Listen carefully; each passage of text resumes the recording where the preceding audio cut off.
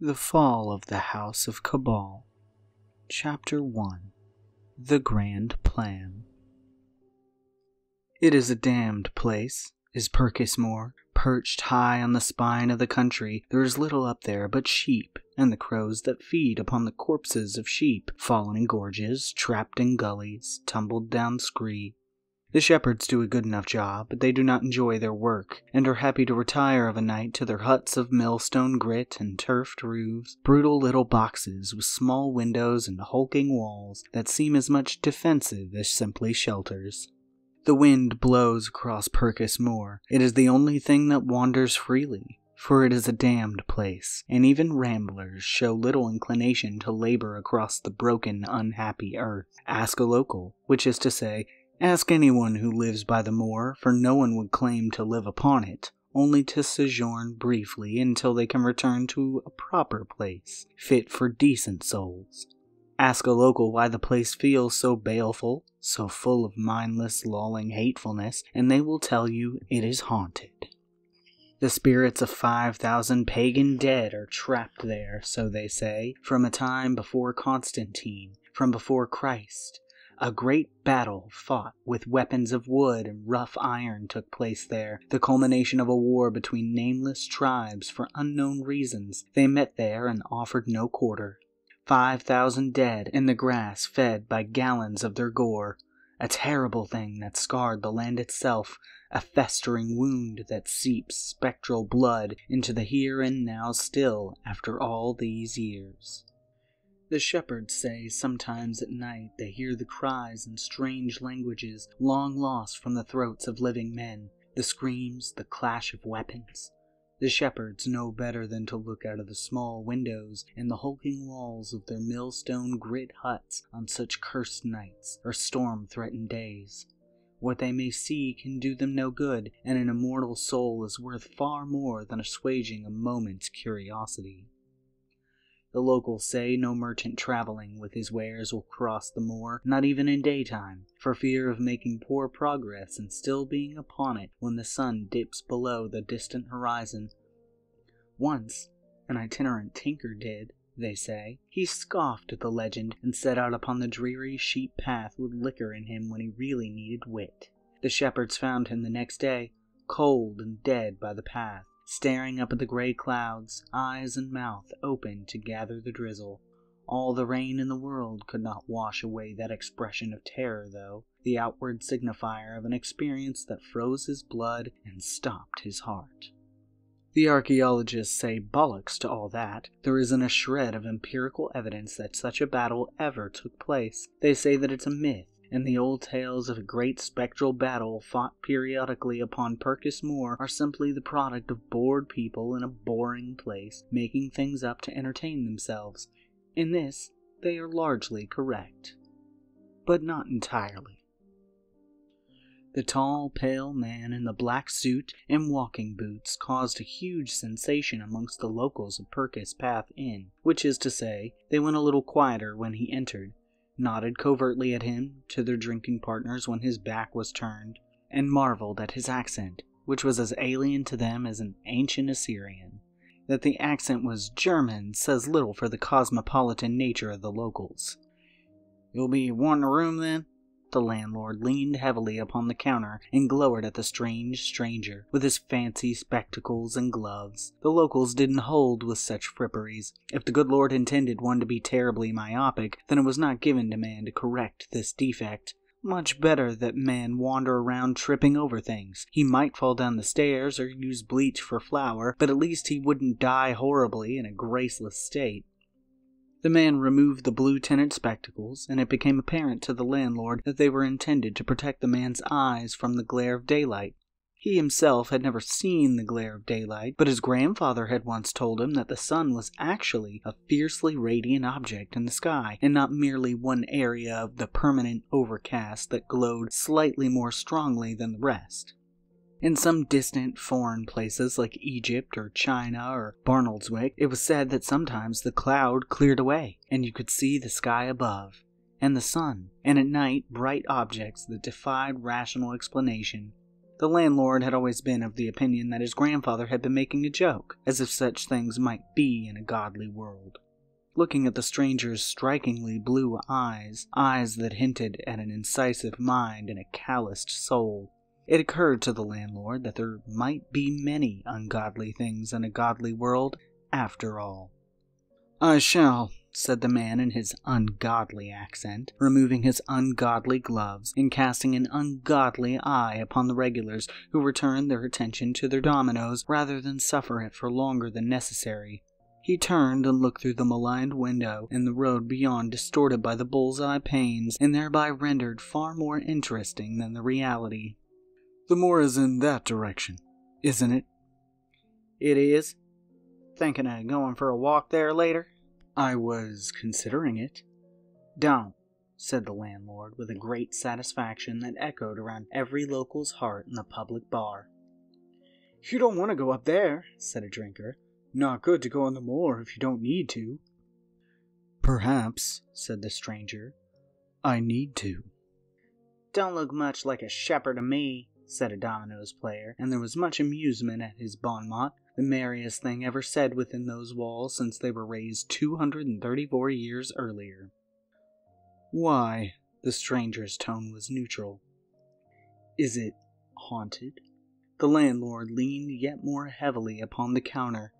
It would have groaned under the stress if it had been some profane foreign wood, like Norwegian pine from a profane fitting showroom, but it was good English oak, and it was used to the meaty forearms of stout English yeomanry leaning heavily on it. "What if it is?" The cold blue eyes turned to regard him. "Tell me about it." And he produced a good stout English 10-bob note, and all animosities were shortly forgotten. The stranger left the tavern some hours later, a room for the night secured, and the locals rendered glazed and garrulous by the application of a multitude of 10-bob notes and the ale thus purchased. In truth, they had told him little he did not already know, but the investigation was not purely based upon what they said, but upon how they said it. They believed every word of it. That much was plain. Every word was, of course, nonsense, but they held those words with a fervent regard. Even the most aggressively masculine of them would not venture upon the moor at night without an excellent reason. And that intrigued and satisfied the stranger, who was Johannes Cabal, and necromancer of some little infamy. It is to be hoped that by this juncture, the revelation of the stranger's identity causes the reader little or no surprise. This is, after all, the 5th novel in the series. If this is the first Cabal novel the reader has read, the author strongly advises that you go off and read the others first. Also, any other novels the author has written.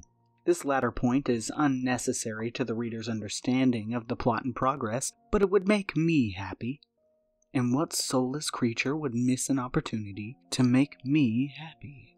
Certainly not the reader, I am sure, who is wise, just, intelligent, and of above-average appearance.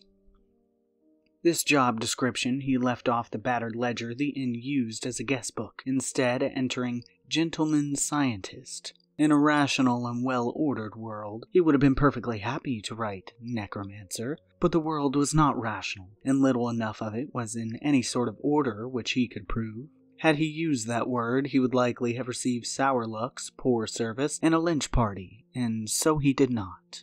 The landlord looked at the not entirely inaccurate substitute term and wrinkled his brow. "So what are you doing here?" Clearly the locals didn't hold with any of that newfangled science stuff like evolution or gravity. "My current interest is folklore and legends," replied Cabal. "The tales of the moor drew my attention. I am considering a monograph upon the subject." "A monograph?" "A monograph, yes." They looked at one another, both men with secrets. Cabal's was that he had no intention of writing a monograph. The landlord's that he had no idea what a monograph was. Presently, Cabal left the inn to go for a walk and get a breath of fresh air. These claims were true, as both were unavoidable. His main aim was to carry out an experiment that was esoteric in both field and morality true, but he would have to walk to get to the location he had chosen for the experiment and would doubtless have to breathe one or more times en route. Cabal wore a soft Homburg and a dark gray bearing a sedate curve, an unimposing pinch, and a small black feather in the band, the loss of which had surely not inconvenienced the bird from which it came in the slightest. His suit was dour but hard-wearing, and his boots, as mentioned previously, eminently suitable for tramping around on rough terrains. He carried a Gladstone bag and a cane topped with a tarnished silver skull. If one maintained a mental image of how a gentleman scientist might conceivably appear, it would certainly have been along the lines of Cabal's wardrobe. He walked in a brisk line along the road that bordered Purkis Moor until he was safely out of sight of the pub, and then performed a sharp left-hand turn that took him directly onto it. There was not a great deal of daylight left, but that was all to plan.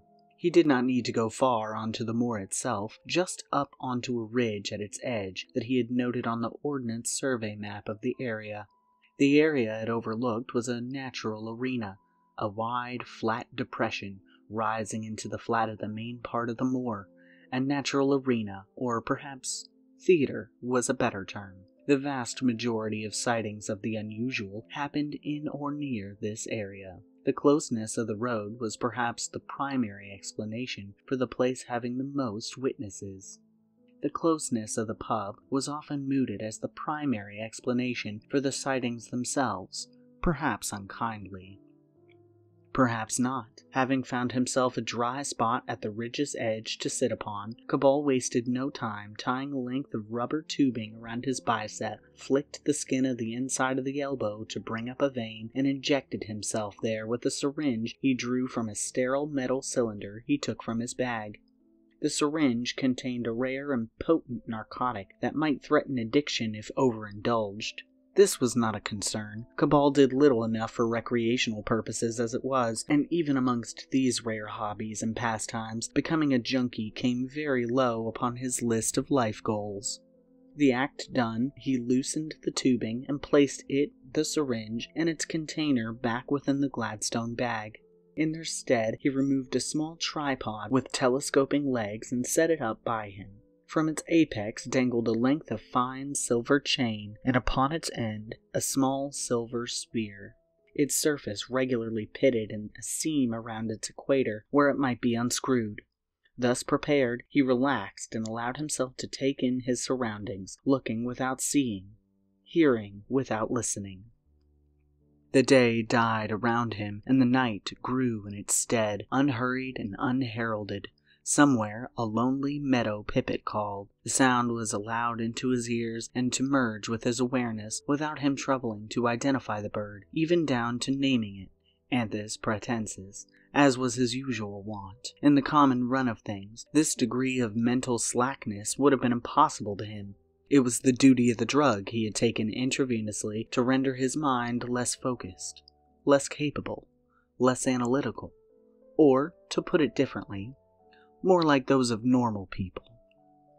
He relaxed as deeply as he was capable, a great deal more deeply than he might have managed without narcotic aid, and measured his breaths, focusing entirely on the steady meter of inhalation, exhalation. He allowed the outside world to become nothing, the interior not much more than that. He sought a state of semi-consciousness, in which his awareness of the mundane was blunted, and his perception of those things less mundane equivalently sharpened. Beside him, the silver plum upon its silver chain swung gently in the light evening breeze that blew up across from the moor before him. Presently, it stopped moving with a sudden shudder, and hung canted at an angle of some 20 or so degrees from the vertical. Slowly, quivering as if base iron in a strong magnetic field, it swung degree by degree upwards further still, up until it was pointing directly into the center of the large low basin before him. Cabal was unaware of it, but that didn't matter. The tripod was not some manner of indicator, although it could fulfill that role too. It was more in the nature of bait. Somewhere far, far away, and yet so very close at hand, the note of a sword striking a sword sounded. Cabal heard it, but his eyes had sunk shut, and he did not trouble to open them. Not yet. The time was not yet. A scream now, a single solitary scream of mortal agony, and the fear of death brought close and immediate. It died away, as the man who had once screamed it must also have died away. The whinnying of terrified horses rose in a faint chorus, borne to him on the breeze. The clang of swords, both great and broad, echoed above it. The dull battering of a struck shield, the rattling of the horse's tack and barding. Cabal's face showed some small phantom of emotion, specifically disgust. There was a sound like thunder, but it was the roar of cannon. Ancient artillery firing in an ancient battle. Cabal's pupils could be discerned through his eyelids as small bumps in the skin, and these bumps swung high and around. Cabal was rolling his eyes. The individual sounds grew together, forming a soundscape, an auditory painting in action. Men grunted, horses snickered, blows were given and taken, warriors killed and died. The timber grew, the sounds became more distinct. The silver pendulum pulled so hard towards the sounds, so filled with unnatural vivacity, that only the fact that the tripod's legs ended in spikes driven into the sod kept it upright at all. When the phantom battle was all but bellowing in Cabal's face, he deigned to open his eyes. And there it was in all its spectral glory, the great battle of Purkis Moor, more sharply defined than any man or woman had ever seen. This thanks to the precision of Cabal's preparations. Men-at-arms clashed with knights, musketeers of the English Civil War engaged Roman legionnaires, naked men painted in blue woad charged Napoleonic artillery pieces and were duly cut down by grape-shot. It was, in purely historical terms at any rate, bollocks, just as the archaeologist had always said. It was also, just as they had said, very exciting indeed if one's job consisted of watching sheep for lengthy periods. Perhaps once, a very long time ago, there had been some small fight here, not even necessarily a fatal one. Perhaps Og of the Stone tribe had grunted something needlessly deprecatory about Ugg of the Fur tribe's mother, and Ugg, who loved his mother dearly, although not in the manner alluded to by Og, had struck him smartly in the face, putting him on his arse with a split lip. In the retelling, the blow had become a fight, the fight a skirmish, the skirmish a battle. A pebble of truth, gathering the moss of invention as it rolled down the years, and people were so stupid they couldn't tell one period from another. Cabal had once seen an early medieval Bible lovingly illustrated with men and women dressed in clothes contemporaneous with the age in which it was created. Jericho was shown being besieged with siege engines 1,000 years out of their time. In uncountable minds, eyes down the centuries, the Battle of Purkis Moor was fought in whatever best pleased the daydreamer. Knights in gleaming armor to please the heart of Mallory, soldiers of the War of Roses, swords and spears, crossbows and muskets, rocks and rockets. It hardly mattered. All that was important was that the device worked. He wasn't even convinced that the drug had been necessary, and would try the operation again the following evening, this time without. In the meantime, the drug hadn't so purged him of reason that he couldn't be judgmental of the sideshow for fools playing out before him. This was the least of examples, he was sure, one clumsily glued together by generations of unimpressive intellects. He was after greater fare. Out there were 5 particular sights, and his suspicion was that they had been created deliberately by methods that escaped him. Not that he needed to know, of course. He had no great interest in replicating such things, only in exploiting them. Exploiting 5. It was no small undertaking. They would be cathedrals of the intellect as compared to Purkis Moor's small mud hut. In a single movement, Cabal took up the tripod and slid home its legs against a stone, closed it. flicked some small fragments of soil adhering to the spikes clear with a gloved finger, and put the device back into his bag. As he did so, the battle suddenly attenuated, its combatants thinning out like magic lantern projections when the curtain is drawn back and the daylight re-enters the room. Now they looked like ghosts, and now they looked like suggestive shapes in the evening mist rising from the damp land, and now they were gone altogether. Cabal cared not a jot. His main concern was how on earth he was supposed to entertain himself for a full day in a place as devoid of interest as Purkis Moor. After all, it was only haunted, and the ghosts were boring. A week later, 2 mourners stood by an open grave in a concrete field and looked down upon a glass coffin that held a beautiful corpse. "My God," said one, dead himself. "She's perfect, just as she was." "I made no mistake," said the other, dead himself once, half dead on enough occasions to be worth several more extinctions, yet now he was living and vital, because some people are just jammy like that. "I have never made a mistake where she was concerned. At least," and here he paused and frowned at painful memory, "no mistake in method or theory. There are other mistakes possible, however. The metaphysics of my endeavors are far from clear or simple." The first man, a monster by some authorities, a good chap by all the rest, smiled a sympathetic smile. "You speak of the morality of it?" "I do. The second man was only considered a monster by the law in most churches, and who were they to judge him anyway? It used to be simple. She is dead, therefore I move heaven and earth to save her." "Simple," echoed the other. "And yet, despite the clear practical problems involved in my practices, it transpires there are philosophical matters to consider too. Once I discounted philosophy as a pastime for earnest young men with unconvincing beards and the besweatered young women who hang upon their every word. For old men in barrels or on top of pillars. I have made war upon angels and demons, and, worst of them all, humans to arrive at this juncture, and yet it was only recently that I realized there is a pressing question that I had never once addressed, nor even considered. Would she actually wish to be brought back to the land of the living?" "Those are heavy matters indeed," said the first, who was a vampire. A nice one. "Indeed," said the second, who was a necromancer. They pondered in silence. Finally, the vampire said to the necromancer, his brother, "Is besweatered actually a word?"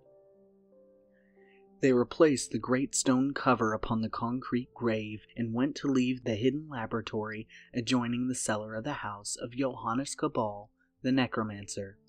As they left the laboratory and made their way through the cellar, the vampire, Horst, paused by a large barrel, a butt of the type popular for the drowning of dukes. This example, however, did not contain an awkward rival for the throne of Richard III, pickled in Malmsley wine. Horst laid his hand on the wood of the barrel's head a little guiltily. "This seems very undignified in comparison." Cabal knew his brother well enough to detect the forced lightness in his tone. He did not comment on it. Instead, he said, "Practicality was the concern. The barrel was handy and undoubtedly made her transport across the continent a great deal easier. It's just as good a container as a glass coffin. Better, perhaps. It's certainly a great deal less fragile." "You're not going to—" Horst made vague gestures with his hands as if pouring out a bucket. "Decant her, then?" "I am not," said Cabal. "Doing so would be a risky operation, and for little gain beyond, I admit, the aesthetic. In any case, from what I know of Fraulein Bartos' personality, I think she would prefer the barrel.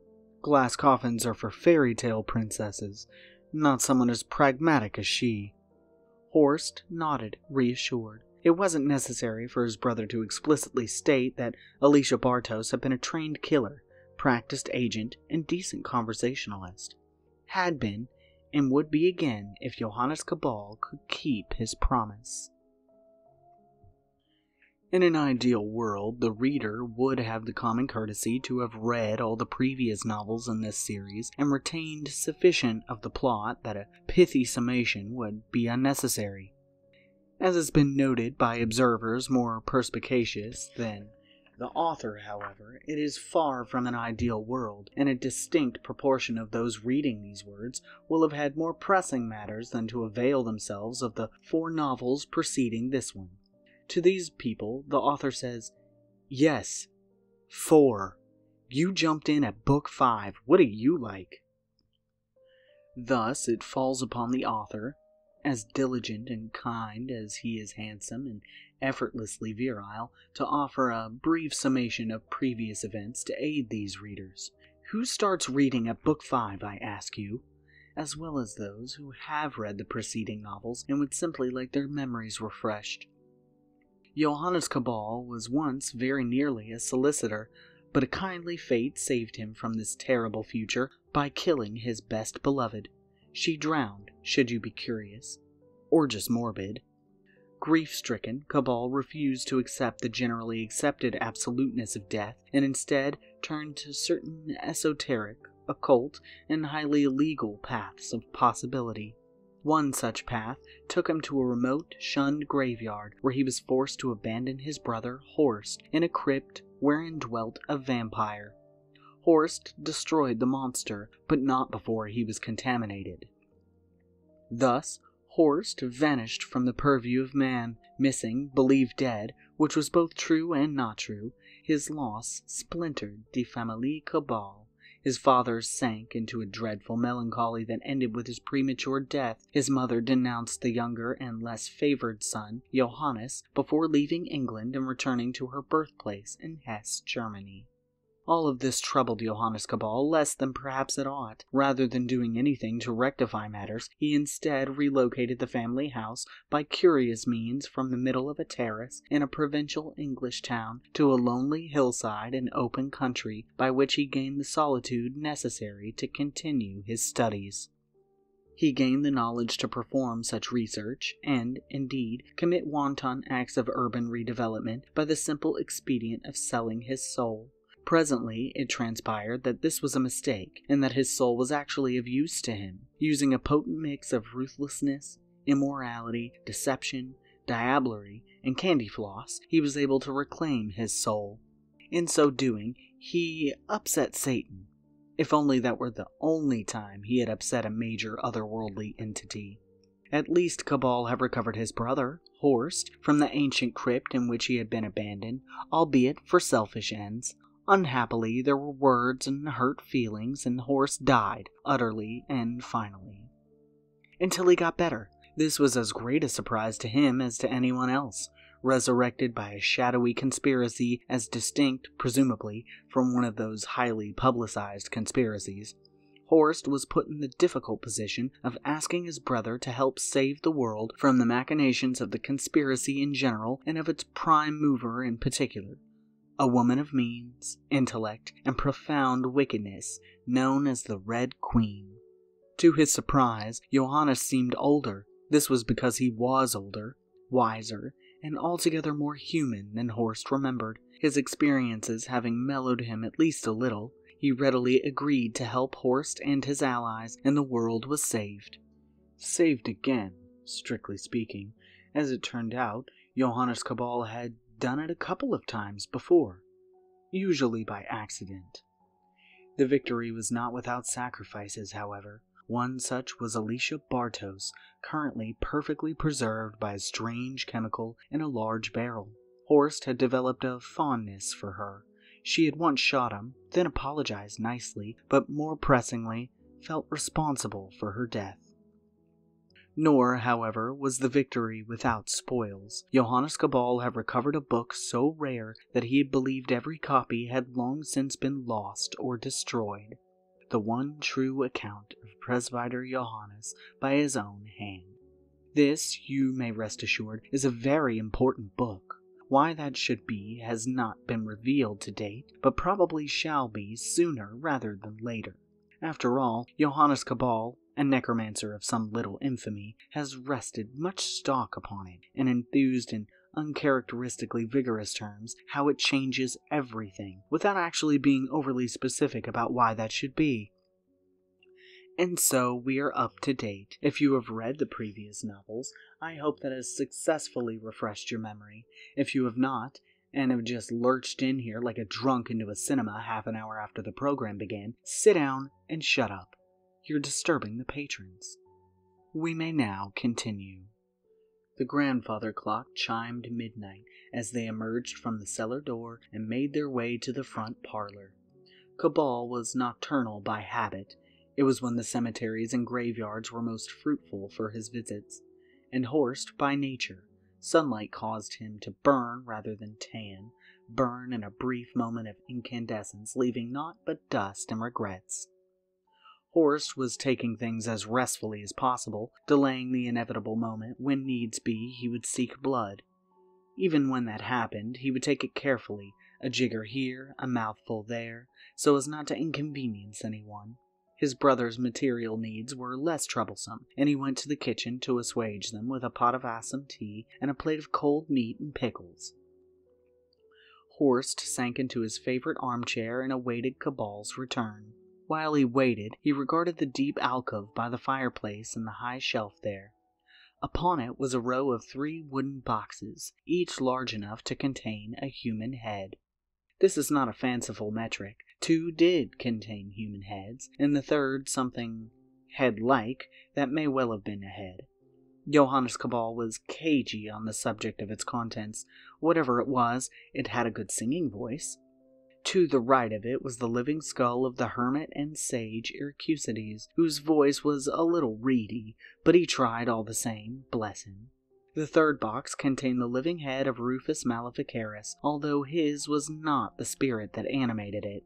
That was an entity of awful malevolence that had sought on several previous occasions to bring the apocalypse to earth, that loathed Johannes Cabal with a savage intensity, and that couldn't carry a tune in a bucket. Now it was forced to occupy the head of a former rival of Cabal's and spent its days sulking, voicing threats and imprecations, and utterly failing to hit even middle C with any reliability. The thing in the first box's hopes for, with the addition of a hypothetical future fourth box, a barbershop quartet, had foundered on the head of Rufus Maleficaris, massacring Carolina Moon. For the moment, however, the boxes were quiet, but for a quiet, burring snore from the second, and subdued, spasmodic expletives from the third. Cabal returned with his supper. As he arranged his plate and saucer to his satisfaction upon the table, he noted Horst's languid gaze up at the shelf. The erstwhile Herr Maleficaris turns out to be as poor a loser in the afterlife as he ever was when he had a body beneath his neck, Cabal commented. His father was no better. You decapitated him too? Horst's tone was no more astonished than if his brother had suggested he had taken up golf. Far less so, in fact. I did not. I don't make a habit of that, you know. Horst regarded the row of boxes. Of course you don't. There is a certain degree of coincidence with regard to living heads in my line of work, I'll grant you. Still, they are hardly unknown in occult circles. Bacon's head of brass leaps to mind, for example. Horst was not agreeing. He had no idea as to whom Cabal referred. He was, however, remembering that he had once liked bacon, and grieved privately that it could no longer be part of his diet. So, he said, stirring himself from the memories of bacon sandwiches past, has that book turned out to be as useful as you thought it would be? Are the secrets of the universe there unveiled? No, said Johannes Cabal. Too easy, eh? Too easy. I'm sure I have impressed upon you in the past what the word occult actually means. You have. It means hidden. He saw Cabal's raised eyebrow. You see, I do listen. Now and then. Much of that hidden quality is not on the part of nature or the supernatural. Wizards, sorcerers, witches, and oracles have seen things for which the common herd are neither prepared nor tolerant. For their own safety, such people are inclined towards secrecy. I can only sympathize many of my more potentially contentious, incriminating, Notes are enciphered for exactly those reasons. So, Presbyterian Jack's Big Book of Magic is in code. Is that what you're saying? Presbyter Johannes, often called Prester John. Let's call him Prester John, to avoid confusion. Quite, yes, that would be sensible. Cabal stirred his tea and took a sip. It isn't exactly enciphered, but it is in code. It uses allegory and allusions to hide its truths. Mostly very esoteric imagery, highly arcane. I have been working to squeeze sense from it. Horst could see this was no more than the truth. Cabal's sunken face and darkly rimmed eyes betokened near exhaustion. Horst was dead to the world during the hours of light, and could not know what his brother did in that time, but it seemed to contain little enough sleep. You should rest, Johannes, he said it gently. You're no use to anyone if you burn the candle at both ends. I have no time for rest. Make some. The gentle tone slipped a little, leaving something steelier in its place. Don't make me compel you. Cabal looked up sharply at him. You wouldn't dare. I'm still the elder of us, even if you're the one who looks older now. I won't watch you work yourself to death, especially having brought you back from the brink once recently already. I have better things to do than nurse you through another convalescence. Don't even joke about exerting any of your talents upon me, brother. I do not take well to coercion. There was an awkward silence. In truth, Horst had already indeed used his vampiric powers to force his brother into deep recuperative sleep when he had been seriously ill some weeks before. This he would never tell Johannes. For his part, Johannes had strong suspicions that Horst had done exactly that. This he would never tell Horst. He was damn sure he would never permit it while in good, or at least moderate health, however. Cabal coughed. In any case, it would be an unnecessary measure. I have wrung what truth I can from the book. I am reasonably confident that I have all of it. I shall attend to my health and well-being at this point. You are, quite accidentally, right for once. The trials I foresee shall require my constitution to be at peak. Horst, who had been slouching back with his hands behind his head, sat up. Trials? What do you mean? I thought that book was meant to be the be-all and end-all. The Philosopher's Stone, you called it, the Fountain of Youth. So I believed. I was wrong, but in some ways right. I have told you of my time in the Dreamlands. Horst nodded. Zebras. Of all the aspects of that long and perilous journey, your first thought is of the zebras. Yes, then, the place with the zebras. The nature of the Dreamlands is that they are formed from the will of sleepers, not all benevolent, not all human. It is concrete enough, but mutable, and that mutability is a function of belief. The Dreamlands gain much of their permanence from being what they are anticipated to be. Yes, said Horst slowly, uncertain as to the relevance. The waking world impinges upon the Dreamlands. Indeed, many physical entities may gain entrance directly to them. Ghouls, for example.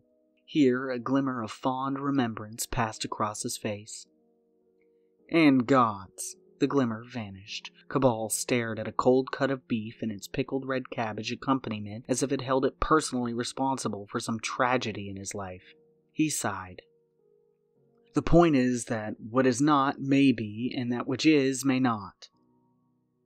Oh, said Horst. They sat in silence for a minute. You have no idea what I'm talking about, do you? Said Cabal. Not a sausage. I am trying to say, in words of as few syllables as possible, that the principles of the Dreamlands hold some sway in the waking world. They may even be extrusions. This latter point I do not know, and nor do I care to find out. That they exist is all that matters. Now Horst started to get an inkling of what his brother was proposing, and his expression was suitably startled at the revelation. Hold on. Are you suggesting that there are places in the world that don't actually exist? Cabal looked at him coldly. If you say like Norwich, or similar, I shall not be responsible for my actions. Horst seemed insulted. The very thought. He had been about to moot Swindon. As I say, I do not know whether these locations are outposts of the Dreamlands or simply called into being by a similar process. It hardly matters. They will not be found on any map, that much I know. They exist in between the here and the now, edge unlike the blade of a knife. If you don't know where to find them, you never shall. How did this Prester John fellow find all these places? He didn't. He wrote a book about it. He didn't exist. He never existed. Horst took in this intelligence with difficulty. How did he manage to write a book, then? You're forgetting that of which I spoke earlier. Allegory and illusion. Have you ever heard of Prester John before? Horst shrugged. I don't know. I think I have. Probably. Sounds familiar. Something to do with the Crusades, wasn't he? Yes, Gold Star.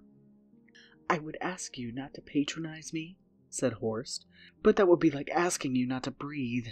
Carry on. Simply put, thanks ever so. Simply put, he was the great hope of Christian Europe when the Muslims were being such a threat to them in the 13th century. They had the Holy Lands, they had spread along North Africa and into Spain, and there was the real possibility that they would spread further still. The Crusades were partially about reclaiming the Holy Lands in general, and Jerusalem in particular, but the core of their purpose was to halt the threat. It was a real threat, too. The forces arrayed under the Crescent were far more coherent than those under the Cross. The royal houses of Europe had spent so long bickering and warring amongst themselves, they were taken by surprise by an external threat. They were desperate. So, when a rumor of a previously unknown Christian empire in the East started to circulate, people were desperate enough to believe in it. An empire under a Christian ruler popularly known as Prester John, who had successfully defeated the Muslim in the East, and now wished to ally himself with Europe to fight the Muslim in the West. Cabal drank some tea. A shame, then, that he didn't exist, and neither did his empire. That must have been a bit of a blow. You know how the Crusades turned out. Yes, I think we can safely say it was a bit of a blow. That didn't stop people believing in Prester John, however. It didn't stop them from wanting to believe. A letter was delivered decades later, claiming to be from the same Prester John. You see how wishful thinking starts to develop supernatural overtones? In this letter, the author describes his empire. It is full of the most remarkable wonders, including... And here Cabal paused dramatically. The Fountain of Youth. So the Fountain of Youth doesn't exist. Did I say that? You said Prester John's empire didn't exist. I said Prester John didn't exist. Attend more closely, Horst. Horst huffed with exasperation. May I just say that I am very confused at this juncture? That is why I am a scientist and you are a fop. Now, the Orient was becoming less of a mystery to Europeans by this time, and its lands were being mapped. Cartographers looked around and saw there was no possible place that this marvelous empire could possibly exist, and reported as such. This, again, constituted a bit of a blow. So, that was it for the legend of Prester John? No. No? Horst's expression was of somebody trying to play a game wherein the other player keeps remembering rules that tip things in his favor. No, they just looked for another bit of terra incognita and stuck it in there instead. The mysterious empire of Prester John and all its marvels did a moonlight flit. Popular delusion lifted it bodily from the Orient and placed it in Africa instead. So you see the significance of the book's title now? Horst looked like he'd been slapped with a halibut. Cabal pressed on regardless. The one true account of Presbyter Johannes by his own hand is not about Presbyter Johannes at all. His legend is used as an extended allegory to hide from the ignorant and illuminate to the wise that such places of such potentiality exist. The wonders listed in the letter purporting to be from Prester John are not parts of a single empire. They are all pockets of ontological happenstance, including... He looked keenly at Horst. For once, his brother did not disappoint him. The Fountain of Youth? Cabal smiled a smile of harsh satisfaction. And what is youth if not vitality? What is it if not life? The smile faltered. My tea's gone cold. This was not the most glamorous job they had ever been engaged upon, but for the two men lurking in shrubbery just below the crest of the hill, nor was it the worst. They were encamped on the other side of the hill and only lit a fire during the hours of darkness, its light baffled by an impromptu wall of stones, its smoke hidden by the night. They had food for a few days and supplemented it with locally caught rabbits, roots, and berries. They were used to living rough, and the English countryside was a great deal less rugged than the Catamenian forest to which they were accustomed. It was, therefore, something of a busman's holiday to them, used as they were to living hand to mouth, waylaying strangers, and avoiding the law. All they had to do was keep an eye on the house across the valley from their encampment, and should the owner leave, go to the nearby village and report that fact by telegram. Leave, that is, with luggage. Their leader, their employer, their owner was not interested in trips to buy a bottle of milk and a loaf. These were logged in haltingly formed letters, scrawled into a notebook, but were of insufficient import for concern. If, however, he left with luggage, including, probably, something coffin-sized and likely at night, they were to report this with alacrity. It did not do to fail in orders, not even in the slightest detail. Their employment was profitable, it was true, far more than they would have believed possible even a year before, but the other side of the coin was a level of discipline to which the wise had adjusted quickly. It was, after all, a dangerous, even fatal mistake to disappoint the Red Queen. The book details... Cabal paused to reconsider his words. The book implies methods by which these splinters may be located. Are these like pocket universes, Johannes? Horst had his best serious face on, and it was a reasonable question. Like that one with the drizzle and the croquet. You remember that? No, not really. The Eternal Garden and its cousins. That place has a name? It does. I just coined it. The Eternal Garden and its cousins are constructs, very deliberately created by wit, wile, and a lot of mathematics. The splinters of reality to which the book refers are more natural in their creation. They are literally the stuff of legend, the creations of a mass gestalt, not necessarily, as I hinted earlier, of human intellect. They are of a feather to the hidden places of the Fae, and share many of the same dangers. Oh, goody, said Horst. I was wondering when we'd get on to the dangers. Come on, then. What are we likely to encounter? Cabal was pleased that his brother was so engaged upon the project at hand that he easily used we when describing the approaching travails. He gave no indication of that pleasure, however. It would never do to give Horst the impression, truthful though it might have been, that he both required and wished his brother's involvement. The usual: monsters, death traps, riddles, plentiful opportunities for daring do. What an interesting definition of usual you have. It isn't by choice, brother. These are places created, as much as anything, by an unconscious yearning for the impossible, and the certainty that any fruit worth the taking will not be easily plucked. We shall be confronting the results of a millennia of human ingenuity, willfulness, and malice. Nor just that of humans. We shall tread in the shadows cast by campfires and their stories, of the tales of minstrels, of every idiotic blood-soaked fable told by an elder sibling to terrify the younger. Here, Horst scratched his jaw and regarded Cabal from under his censorious brow. You're not still looking under the bed before retiring, are you? Anyway, given your line of work, I'd have thought that was a good habit to get into. Lord only knows what ghosties and ghoulies and long-legged beasties you've stirred up in your time. I tend to shoot them at the time of stirring. It saves later unpleasantness. Never put off an unpleasantness until tomorrow when you can be unpleasant today. Cabal shrugged. In principle, yes. There is another consideration. Thank heavens, it was all beginning to sound so easy. The Lady Ninika. Horst sat up suddenly. The Red Queen.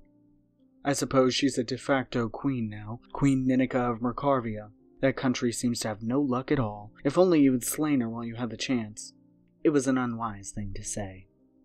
I didn't have a chance. You weren't there. Don't be so bloody ignorant. Horst sank back into a lowering attitude, unusual for him. Cabal belatedly remembered something he'd come across once. It was called diplomacy, and it was, in principle, lying as an instrument for making people feel not quite so ill done to.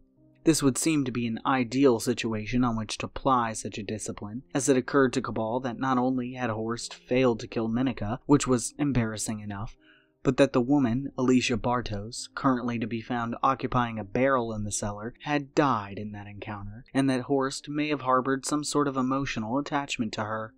Perhaps diplomacy was the correct tactic to employ at that moment, Cabal concluded. Thus, steeled in his intent, he hazarded an attempt at this exciting new conversational form. "It wasn't your fault," he said, and rested from his labors. It didn't seem to have entirely worked. "I didn't want to kill Ninika anyway. That's not the sort of person I am, Johannes. I, sort of had vague ideas for arresting her. Capturing her. The Markarvians have been hurt by her far more than anyone else. They deserve to put her up on trial. If they want to string her up at the end of it, that's their concern. I'm not some sort of executioner." Cabal was hardly listening. Horst had entirely failed to appreciate the delicacy and elegance of his utterance, and was instead blathering about failing to kill Ninika. Holding down his exasperation at his brother's errant twittery, he said, No, I wasn't talking about Ninika. I was talking about you getting the Bartos woman killed." The short pause that ensued was more than sufficient to assure Cabal that there was far more to this diplomacy malarkey than he had perhaps given credence. "Not that you did," he added. Horst's anger flared across his face and passed in a flicker to be replaced by a dour acceptance that this was his brother he was talking to, and the lifetime of making allowances that this betokened. "That's your idea of diplomacy, isn't it?" he asked. Cabal shrugged. "Perhaps. Let's just skip that whole unhappy episode and get back to what you were saying, shall we?" Cabal shrugged. "Yes, let us do that." Notes. There were none. Ninika's scientific library was idiosyncratic, to say the least. About a third of the books made no sense in context. Popular histories, dreadful calumnies, much the same where necromancy is concerned. They had no place there. The rest, however, were sensible choices, including a couple of rarities. Like the Prester John book. Here, Cabal paused and seemed troubled.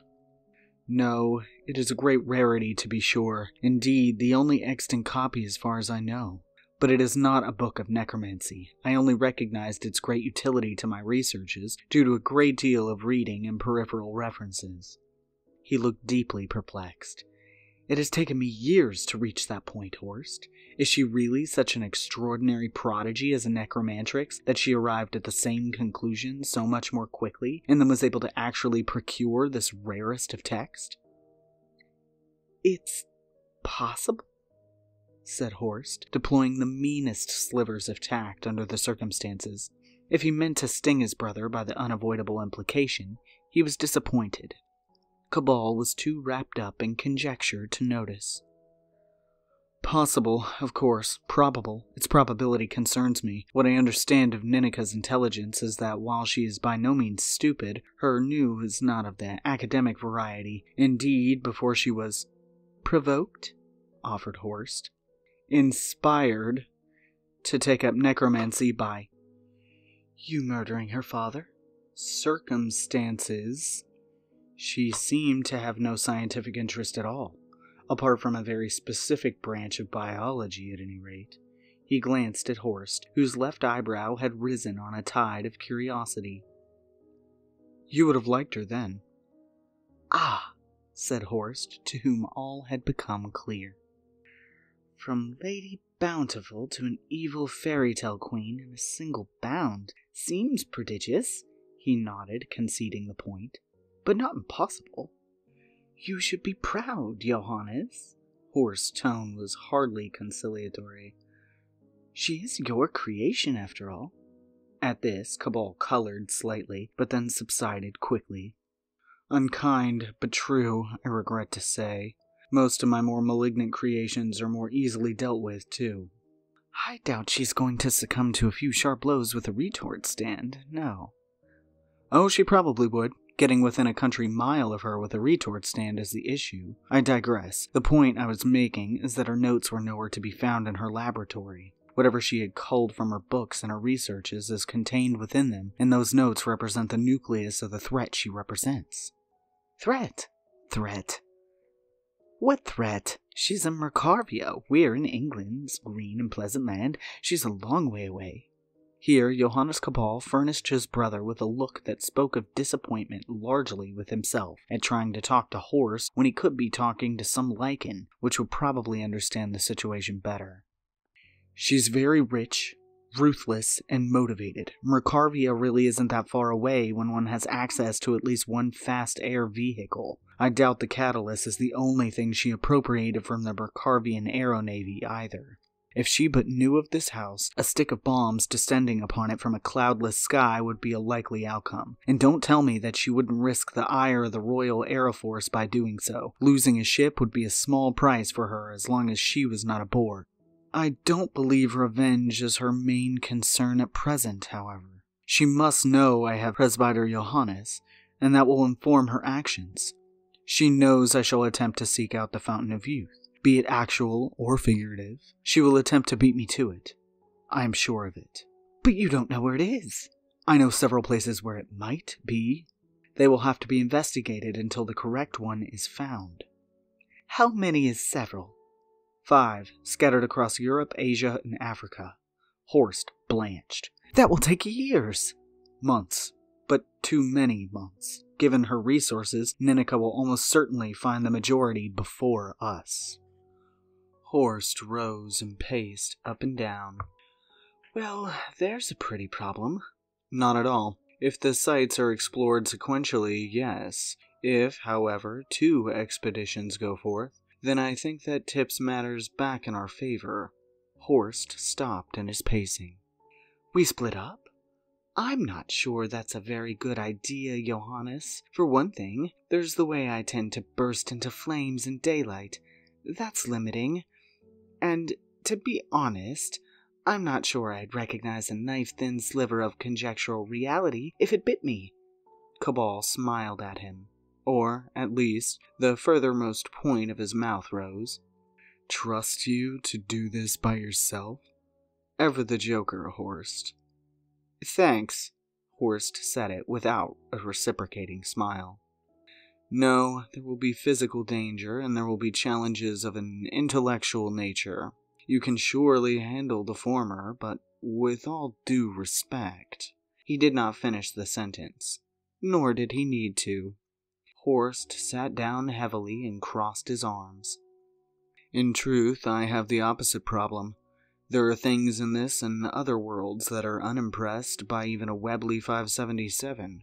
What I propose, therefore, are 2 teams of 2. We shall procure the services of somebody able to look after themselves and me into the bargain for 1 duo, and somebody with perspicacity, wit, and intelligence to make up for your shortcomings in those attributes to join you in the other.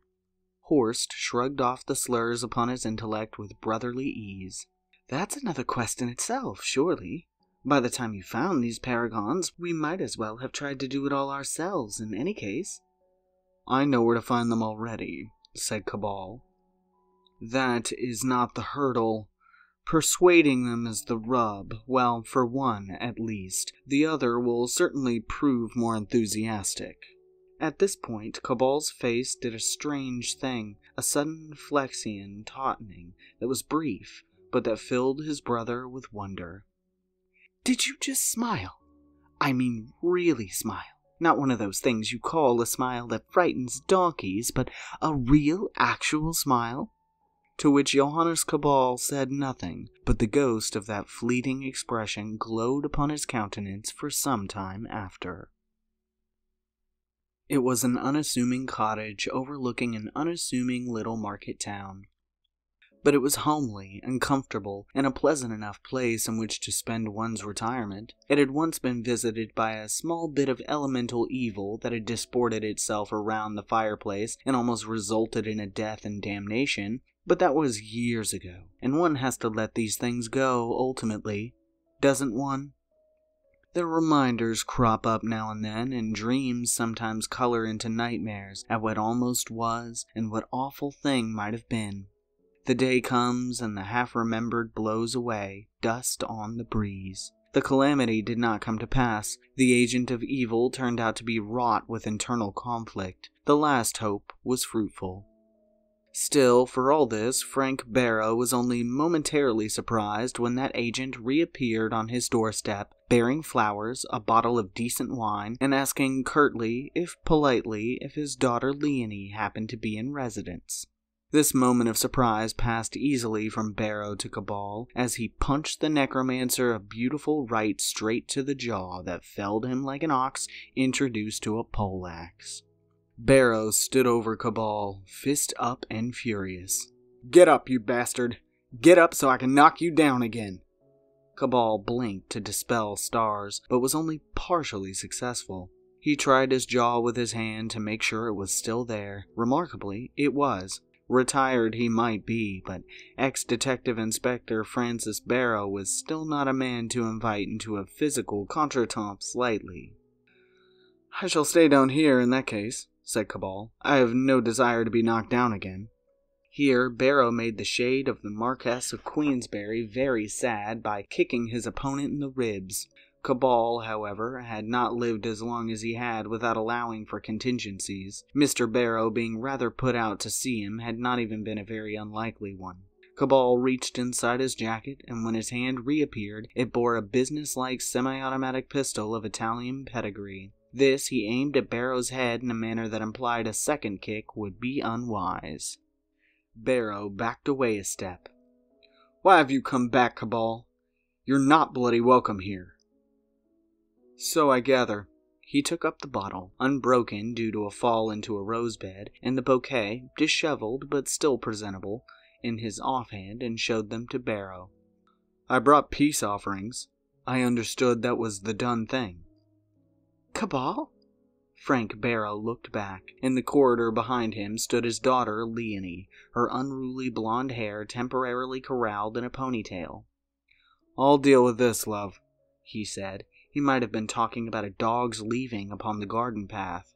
"Fräulein Barrow," said Cabal. "Always a pleasure. I would rise, but your father has promised to knock me down again." "You're pointing a gun at him, Cabal." "I am, yes." "Last time I saw you, you were pointing a gun at me then too, you pallid bastard," said Barrow. "So I was. You're right. It's unfriendly. I shall suggest a compromise. I shall put the gun away, and you do not kick or punch me or otherwise do me harm. Is that acceptable?" It was barely that. Barrow stood pale and almost quivering with rage over Cabal's prone form. It was left to Leonie to say, "Yes, it is. Dad, step away from him, for heaven's sake." "What?" Barrow swung his head to face her, disbelief in his eyes. "You can't want to take this evil bugger's side." "I'm not taking anyone's side," she said. "But look at the pair of you. I don't want to have to clear up any blood. You're all set to beat him into a pulp, and believe you me, I know Cabal would shoot you without hesitation. I don't want to have to deal with any corpses today, thank you. We have enough trouble getting the dustbin men to take away extra rubbish at the best of times." Barrow knew his daughter of old, and so backed down first. He made a show of unclenching his fist and nodded at Cabal. "Put yon gun away. I'll not hate you, though God knows you deserve it." More quickly than he might once have done, Cabal accepted Barrow's acquiescence. He smartly aimed the gun away, lowered its hammer, re-engaged the safety catch, and returned it to its holster. "May I get up now?" Barrow snorted, which was the closest to an affirmative he felt like giving at that moment. Cabal carefully and without sudden moves climbed to his feet. He addressed Leonie. "I brought wine and flowers. You may wish to place them in a vase, with water. They are already dead in any real sense, but the water will preserve the appearance of life for a little longer." Leonie accepted them despite a warning glance from her father. "Why, Mr. Cabal, how romantic. Please come in." "Leonie!" Barrow stepped into Cabal's path as he tried to follow her into the house. "This is my house, and that man is not coming in. Have you forgotten what he did? What he is?" Cabal's eyes narrowed suspiciously. You speak of the carnival? Of course! What else? Cabal leaned slightly to look at Leonie past Barrow. You haven't told him? Barrow's brow fogged with confusion. Haven't told me what? He demanded of his daughter. She smiled at him, a little weakly. It took longer than it needed to tell Frank Barrow of the fact that Leonie, his daughter and only child, had actually met Cabal twice in the intervening years, and had kept it from him because, I thought it would upset you.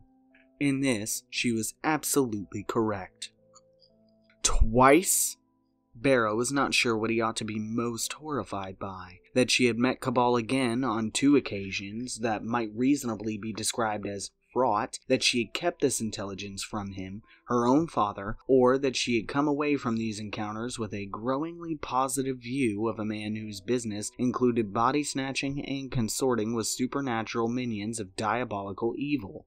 He inwardly decided it was all pretty ghastly, and said as much at regular intervals, hence the reason the history of the aeroship the Princess Hortense and the curious business of the Christmas at Maple Durham took so long to recount. Throughout these recollections, Cabal remained quiet, less due to consideration of Barrow's pained feelings as a desire not to get punched again. A painful jaw and some bruised ribs spoke volubly that Barrow's feeling towards him were not the finest. Even where his recollection of events differed from Leonie Barrow's, or where he disagreed with her interpretation, the latter was the more common, he maintained a silence birthed of self-preservation. When she had at last finished, there was a heavy silence that Cabal punctured by saying, Would anyone like a glass of wine? The kitchen's through here, said Leonie with a nod. Corkscrews in the cutlery drawer by the cooker. Wine glasses are in the cabinet over the worktop. Cabal rose uncertainly and went to fetch them. As he reached the door, she added, Take your time. Barely was the door shut behind him when he heard Barrow's voice lift. How could you? He's a bloody monster. He was a monster, he heard her reply, and he was inexplicably heartened by this. He set off to find the corkscrew and glasses, and he took his time doing so. He found them immediately and dawdled for a few minutes, watching the day dim through the kitchen window as the sun touched the horizon.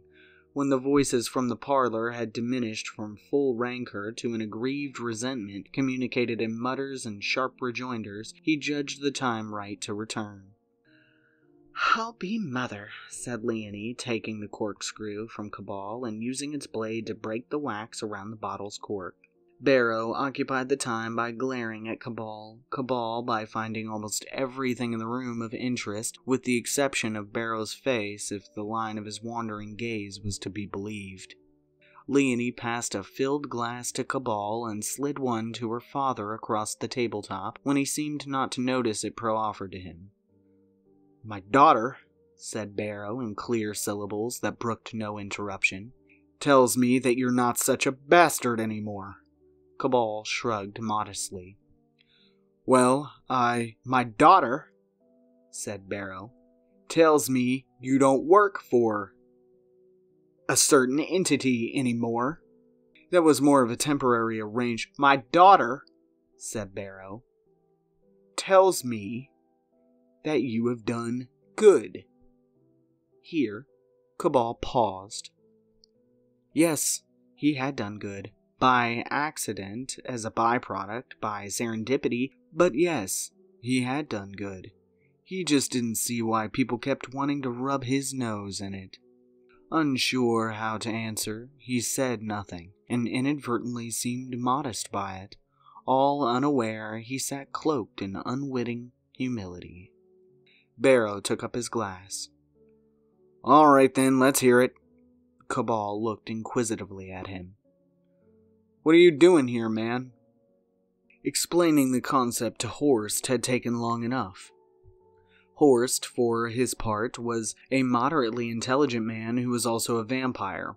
A man who had encountered werewolves, doppelgangers, creatures from beyond the veil of our reality, and a fell beast that was a half-man, half-badger. He was alive, or at least undead, to the possibilities of the eldritch. Frank Barrow was a former police officer who lived in a cottage and to whom the only thing he might consider truly unusual in his life had consisted largely of Johannes Cabal and the traveling entourage he nominally managed at the time. He still cottoned on to what Cabal was asking, faster than Horst had, and Leonie was a few seconds ahead of him. "The secret of life itself," said Barrow. "That's what you're after?" Cabal raised his hands modestly. It was a modest enough goal, after all. "But you have no idea what form this secret might take," added Leonie. "None. The text from which I am working is long on symbolism, short on detail. It may be a principle, it may be a literal fountain. I tend toward the former view." "And what will you do with the secret, assuming there even is a secret, and assuming you get your grubby little paws on it?" Frank Barrow was still not convinced that Cabal was anything other than the soul-stealing huckster he had once been, and made few pains to hide it. "Sell it? Use it for nefarious ends?" Barrow had once heard a chief constable speak of nefarious ends, and been impressed by the phrase. Whatever these ends were, they sounded like they were an end unto themselves, self-contained little parcels of villainy that malefactors collected as a scout collects badges. Cabal started to reply, but was overcome by nonplussness for a moment. When he recovered his wherewithal, he asked, "What sort of nefarious ends, exactly?" Barrow grimaced at such sophistry. Inwardly, he imagined one nefarious end being the commission of arson using only 2 matches. "You know full well what I'm talking about." "In the first instance, Herr Barrow, you may have been led astray by my activities when we first met. I am not usually engaged in business, not even the running of a carnival. Money matters little to me. I only seek to save someone." "Who?" "That," said Cabal, a little steel showing in his voice, "is my concern. You need not worry that I intend to raise some dreadful dictator or similar from the grave. Politics concerns me fractionally less than business, and business concerns me not at all." "Not good enough. You can't expect my daughter to go along with your schemes without so much as a hint as to the reason for it all." "I don't need to know," said Leonie. "You're a man of honor, Dad. I've always respected that. Well, this is my honor, and Cabal, Mr. Cabal saved my life. I owe him a debt." Cabal shook his head. "No, I make no claim upon any such debt, not least because you saved my life too." "I did?" Leonie looked astonished. "You could have reported me to the authorities at any point. I doubt my life would have seen out an hour subsequent such a denunciation. That is, by the by. Even if a debt did stand, I cannot impose upon you to help me in this undertaking from any sense of obligation. There will undoubtedly be danger. I hope and trust the goal will be more than worth any such peril, but the peril will be real, nonetheless. You must make your decision based upon whatever merits you see in this enterprise." "And if I think it's a fool's errand?" "Then you will be a fool to agree." "Very well." Leonie sat back, cosseting her wine-glass. "Convince me. Why should I help?" "Simply put, because lives depend on it. 2 lives." Leonie glanced at her father and back at Cabal. "That's not some sort of ham-fisted threat, is it?" Cabal was silent for a moment while he digested the implication. No. As I think I said to your father once, I really do not care for threats very much. Warnings, perhaps, but threats, no. The lives to which I allude are already extinguished, unfairly and before their time." "Life's unfair," said Barrow. He regarded his hands clasped together on his lap, anything to avoid looking at the picture of his wife on the mantel. "Death twice as much. You can't go gallivanting around undermining eternal verities just because they happen to narc you off a bit." 2 questions, Mr. Barrow. Firstly, why ever not? All science is based on the precept that we know too little. Ignorance is not bliss, it is only ignorance. Its bed partner may be the inertia of the conservative, often it is only fear. If death may be cured, why should we regard it as anything different from curing the common cold or cancer? Secondly, if an eternal verity turns out to be neither eternal nor true, why defend it? It is said that death and taxes are the only inevitabilities in life. It is, I understand, meant in a jocular manner. But nevertheless, if there was some miraculous economic formula that meant you never had to pay a penny in taxes ever again, yet there were no dreadful repercussions, no collapse in public services, would you not rush to embrace it? That's chalk and cheese. Is it? What then is your objection? This thing you're looking for, it's against nature. If the mechanism exists, it is part of nature. By definition, it cannot be anything but natural. Barrow's face flushed. It's against God's law. It was possibly not the best argument to employ against a necromancer. Still, by a remarkable feat of self-control and a mental image of Horst slowly mouthing the word diplomacy, Cabal managed not to burst out in peals of bitter laughter. Mr. Barrow, I appreciate that God's opinion probably matters a great deal to you, but truly, he doesn't care. If the object of this question is against God's notoriously morphic and ill-defined law, it wouldn't exist. The only promise we have from the mouth of that deity worth spit is that of free will and self-determination. Everything else is open to negotiation. You're a blasphemous bugger, Cabal. I'm rational, unlike your god. Really, when has he ever stuck to his word? Barrow smiled grimly. Finally, Sunday school was going to prove its worth. The flood. God promised never to do it again. He crossed his arms. And he never has. Cabal was underwhelmed by this argument. Really? And when somebody drowns in a natural flash flood, say, what's that? A white lie? No, Mr. Barrow, the only time your God takes a blind bit of notice of you is when you die. Either you go off to the petty sadist in the other place.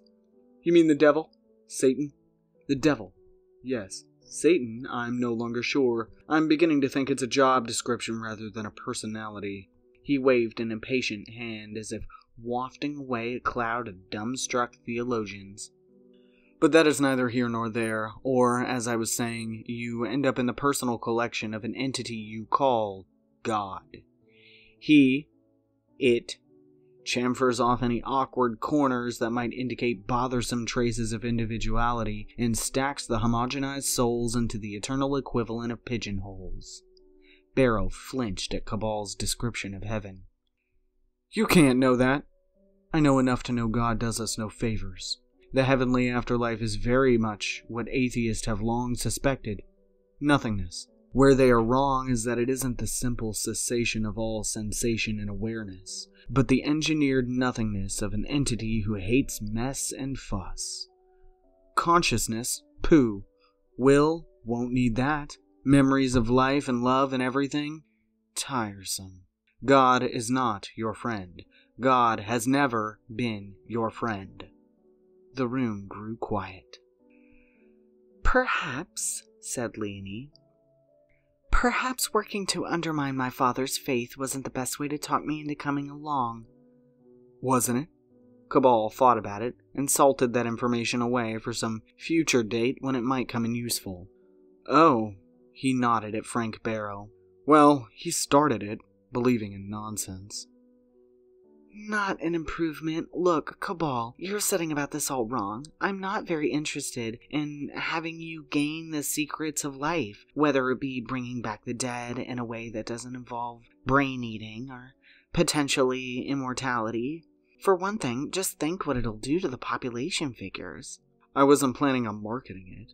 I appreciate that. No matter what, it's not my concern.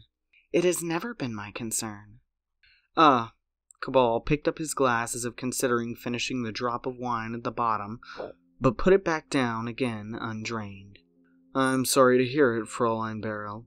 I'm sorry I've wasted your time. Mine too, but I regarded it as necessary. He rose awkwardly. I shall see myself out. Leonie watched him complacently. You're adorable when you do that, you know. Your injured pride face would melt a puppy. Cabal's expression was uncertain. He had seen a molten puppy once, and it hadn't been that adorable. Sit down, she said. We're not done yet. With respect, Fräulein Barrow, I understood that we were. You do not wish to help me, I shall have to look for aid elsewhere. I said nothing of the sort. You forget, Cabal. I'm a scientist myself. Criminology, I believe. You remembered. She smiled, a sweet smile like icing on a razor. I have my own interest. For one thing, bringing back the dead would make my job a lot easier. Or, I admit, obsolete. She adopted a poor, workable Cockney accent. All right, but who did you in? It were him, governor. Stabbed me to death, good and proper, and dropped me in the river. I'll swear to it in court. She observed conflicting expressions on the faces of Cabal and her father, the former somewhat taken aback by the amateur dramatics, the latter suddenly remembering a few cold cases from his career that might finally be brought to book by this development. But that's not what I'm talking about in this case. These fragments of myth of yours, Cabal. They exist? I believe so, yes. I believe so very strongly. I have seen variants of the same mechanism. These fragments are hybrids of the two. The only reason that they are not generally known is because they are not easily discovered or entered. Now they fascinate me, she shrugged. Who wouldn't be by the thought that our world contains such things, like reading a novel and finding pages of another book mixed in? It's dangerous. Both men chorused and looked at one another. Life is brief. Opportunities to see the extraordinary are rare. It's not as if I'll be by myself, Dad. Cabal here is a rare survivor. If I have his word that he will not abandon me, that's good enough for me. Ah, said Cabal slowly. That's not quite the plan. He looked out of the window. Beyond the net curtains, dusk deepened. It isn't? Said Leonie. Not quite. Pardon me a moment. Cabal rose and left the room. They heard him go to the door and open it.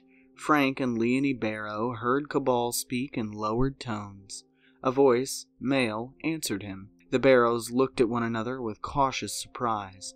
A moment later, Cabal re-entered the room.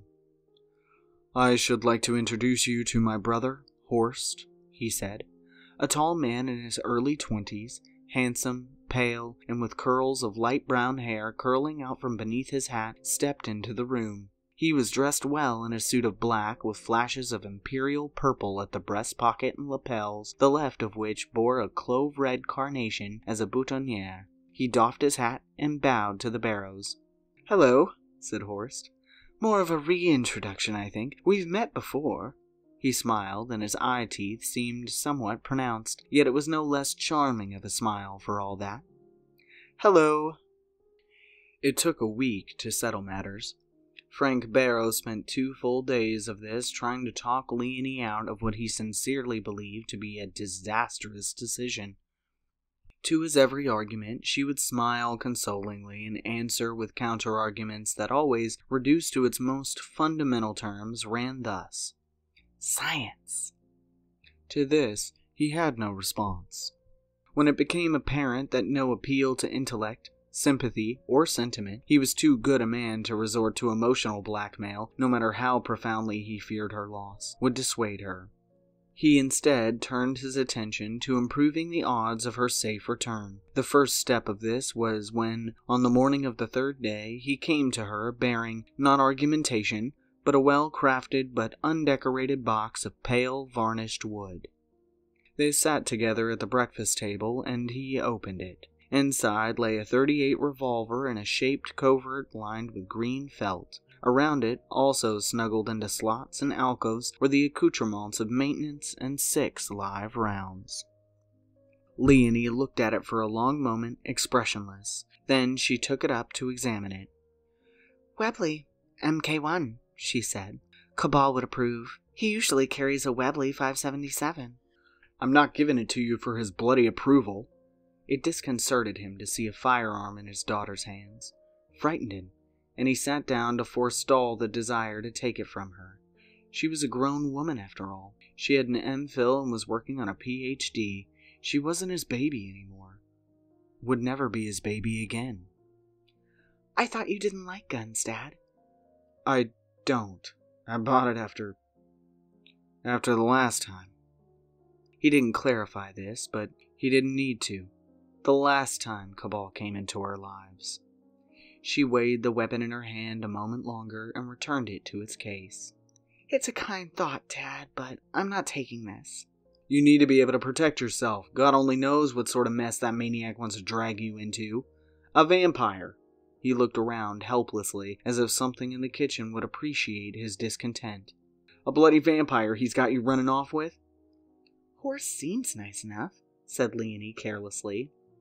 He never wanted to become one. Oh? So how did that happen? Caught vampirism off a toilet seat or something? No, I think it was his brother's fault. Some experiment or something that went wrong.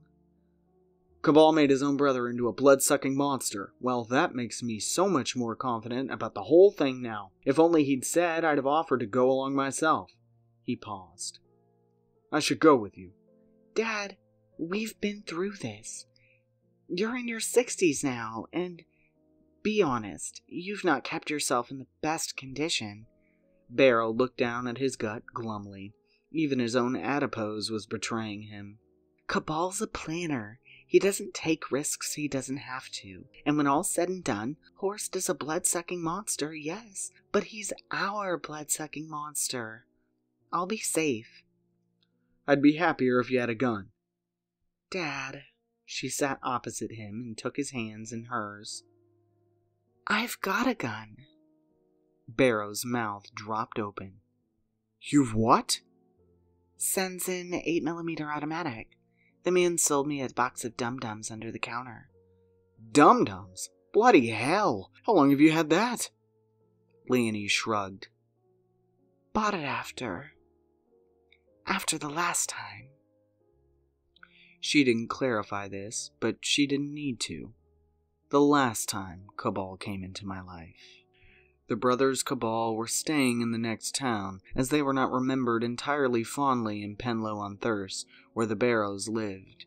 There had been business with the exploding carnival, the giant ape, the demons, and so forth. It had even made the front page of the Penlow Reporter. Fuss caused, screamed the headline on the story. 3 noise complaints received. Admittedly, it had been a sidebar to a more pressing story about a small fire in a hayrick that had been put out quite quickly. They took their hayricks seriously in Penlow-on-Thirst. So, Johannes Cabal had taken a room in a bed and breakfast establishment, while Horst found a fairly comfortable and long-disused tomb in the local cemetery, and the 2 brothers waited, one more patiently than the other. Finally, a telegram of acquiescence arrived, and Cabal met Leonie at the Penlow railway station, a station the railway company had been astonished to discover was not as decommissioned and demolished as their records showed, and so quietly returned it to the schedules. Somebody had clearly blundered, and on the off chance it was somebody important, it was better to just let things be. Cabal was pleased, perhaps even very pleased, to see Leonie, less so to see her father. Mr. Barrow, he said. He didn't trouble himself to fabricate even one of his least convincing smiles for the greeting. The 2 men understood one another completely. Frank Barrow placed the end of one fingertip a quivering 1/16 of an inch from the tip of Cabal's nose. 1 hair. So much as 1 bloody hair on my daughter's head is harmed, and I will hunt you down to world's end. Do you understand me? Of course. Cabal took a half step back to remove his nose from the finger's proximity. And you should understand that no part of my plans involve anyone getting hurt. You just look after her. I shall not. My brother shall. He is to be her bodyguard and to sport his not inconsiderable abilities as and when they are required. Barrow's eyes narrowed. Horst struck him as possibly a bit of a ladies' man, vampire or not. What sort of abilities? Strength, alacrity, mesmerism, acute senses. He's rather impressive. I don't say that lightly. I'll be okay, Dad, said Leonie, returning from the kiosk with a magazine to read. Where is Horst, anyway? Cabal nodded towards the rear of the train. In the baggage car. The sun is up, and it and he are not especially compatible. He picked up Leonie's valises and frowned. I suggested that you pack lightly, Miss Barrow. Money is not a concern, and the intention is that we buy supplies as and when they are required. What do you have in these bags anyway? Well, she said brightly, placing a fingertip to her chin, the brown one has all my dresses and frillies and girly things in it, and the cream one, why, that one holds my ammunition. She smiled sweetly. All aboard! She climbed up into the carriage, leaving an astonished Cabal in her wake. Barrow smiled at him, not unkindly. She's not even joking, Mr. Cabal. Do not upset my little girl. Cabal hefted the bags onto the carriage and turned on the step to address Barrow.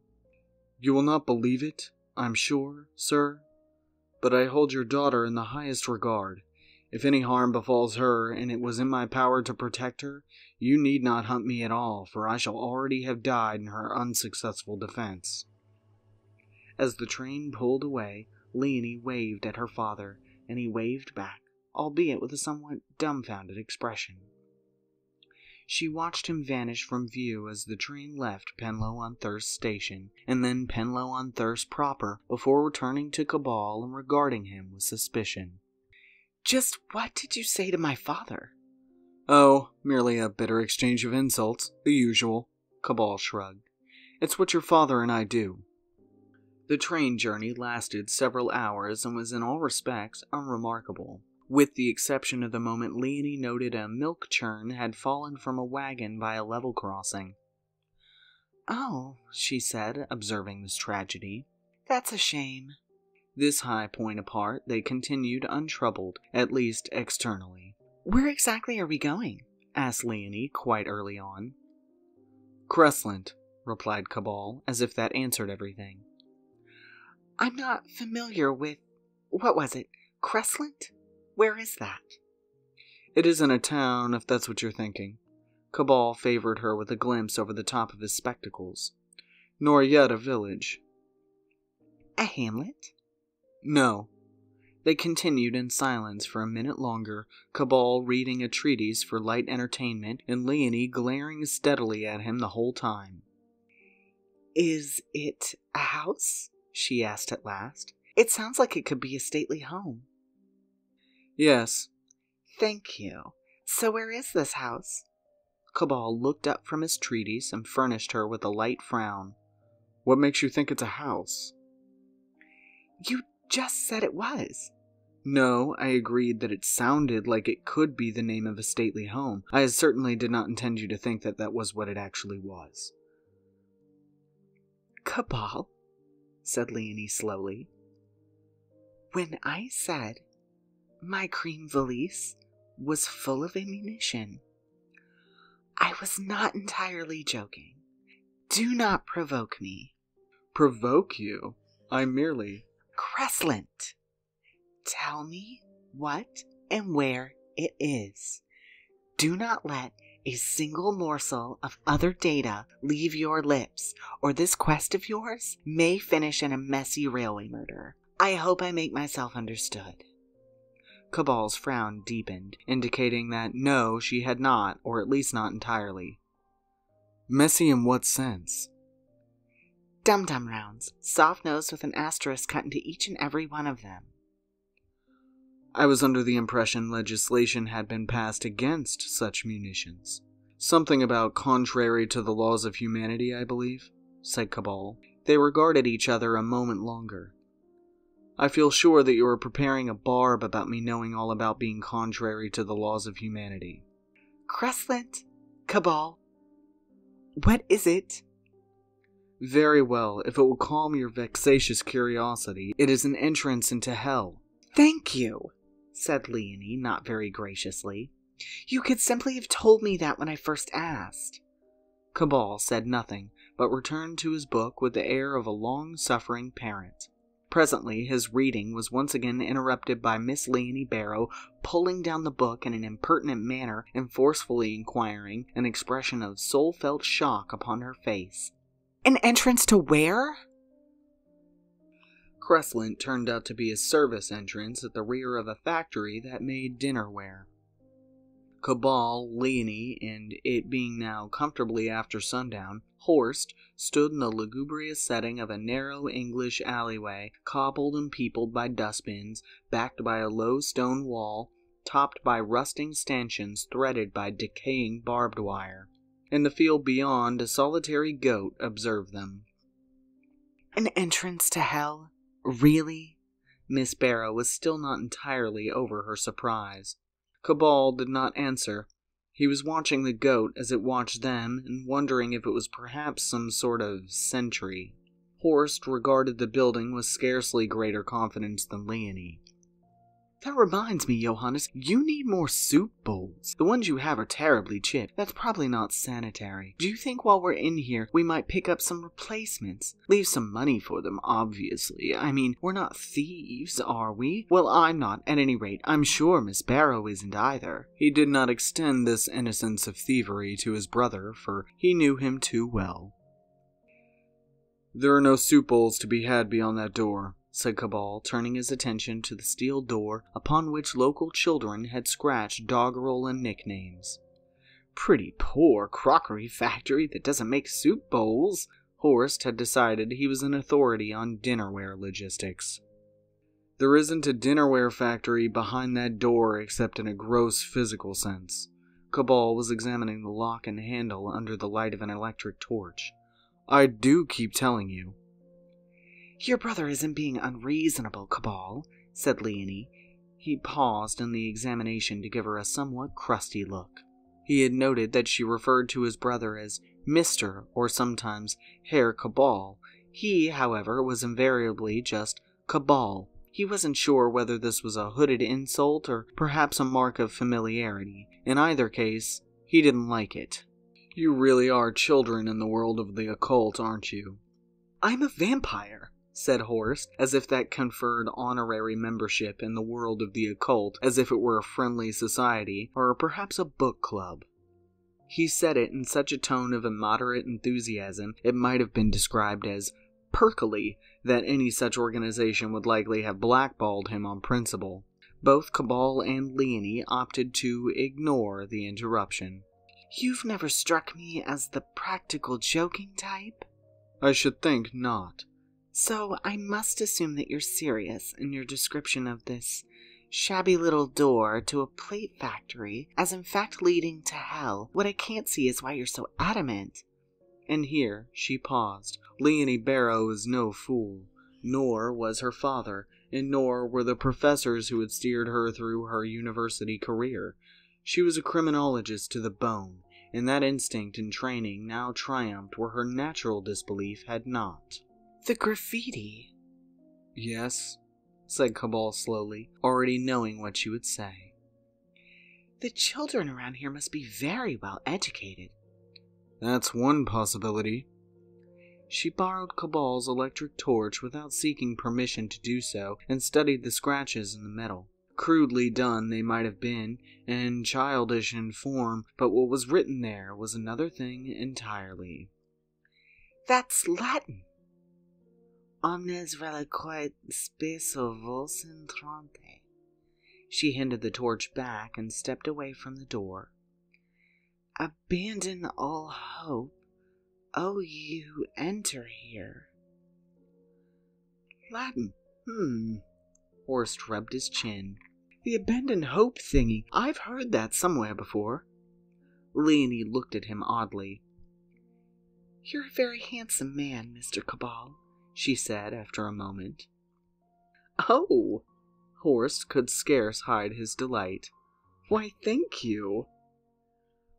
I don't suppose you bothered trying very hard at school, did you? Well, no, I mean, The penny dropped with the psychic ting of a coin falling into a very empty vessel. Hold on, are you calling me stupid? Of course not, she said. Horst calmed a little. I only implied it. Ah. Horst turned upon his brother. This is your fell influence at work, insulting people without insulting them. This is you, all over. And isn't it heartwarming? Said Cabal in tones sufficiently icy to dismay a mastodon. He was trying to concentrate on picking the lock. Might I have a little quiet? This lock is not a physical object in the usual sense. It requires more finesse than one can bring to bear with a bent hairpin. Sorry, said Horst, and stepped away. He and Leonie watched Cabal wrestling with the mechanism for some minutes, the only sound being the clicking of the reputedly theoretical lock, Cabal's grunts of exasperation, and his occasional mutterings on the subject of somatic security. Like a ritual. Rule of 3. Second ring defined by bears. And so forth. In his defense, Horst managed to hold off making inane comments for what was, to him, a Herculean period. Eventually, however, he submitted to his natural predilection for inanity. Getting anywhere? Cabal paused in his work. There was a dangerous quality to his motionlessness that suggested a praying mantis, or perhaps a landmine. How do you pick a non-thingy lock, anyway? And did I actually hear you talk about bears earlier? Cabal rose from the crouch in which he was working and rounded on Horst. To address your points in the order in which you braid them, firstly, yes, I was getting somewhere, but now that progress has been lost. Thank you. Oops. Cabal was advancing on his brother, who was wisely retreating.